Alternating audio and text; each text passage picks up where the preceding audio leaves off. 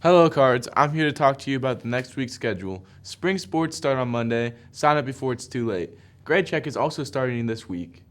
Now, Felipe to talk about the Grire Cause.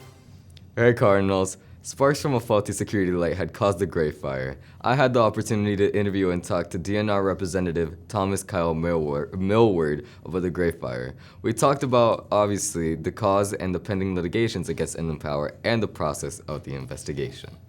It's been released to the public that the cause of the Grire fire was caused due to an improperly installed security light, correct? DNR's investigation determined that the Grire fire was caused by an arcing wire connector on the inland power pole mounted security light. The sparks were blown into seasonally cured grasses at the base of a tree, and that was determined to be the ignition origin source.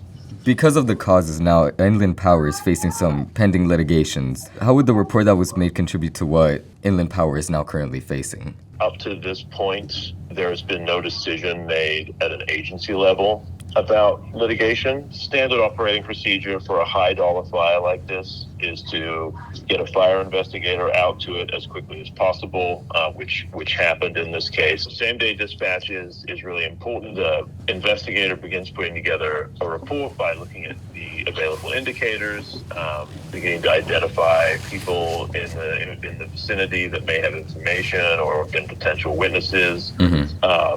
Looking for origin based on indicators. In this case, origin was fairly self-explanatory based on burn patterns in the grass.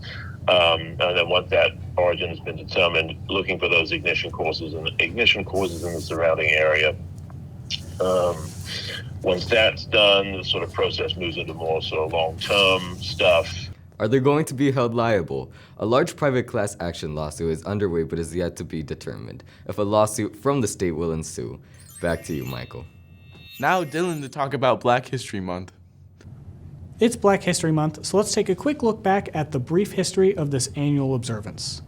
We start with the precursor to Black History Month, Black History Week. Black History Week was created by the historian Carter G. Woodson in the Association for the Study of Black Life and History in 1926, when they chose the second week of February for the observance. Initially, Black History Week was met with indifference as they worked for cooperation from school boards on the eastern USA.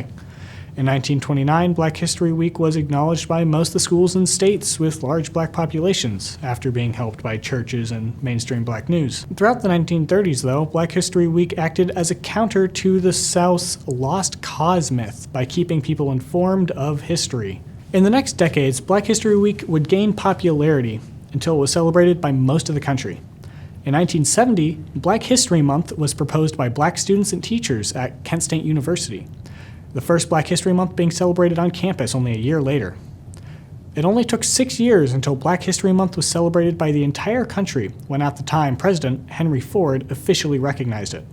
Black History Month would continue to expand to other countries and in concept of organizations like ASA/LH giving a yearly theme to focus on and remember. With that being said, this concludes our brief history of Black History Month. All right, Cards, signing out. See you guys in the cut next week.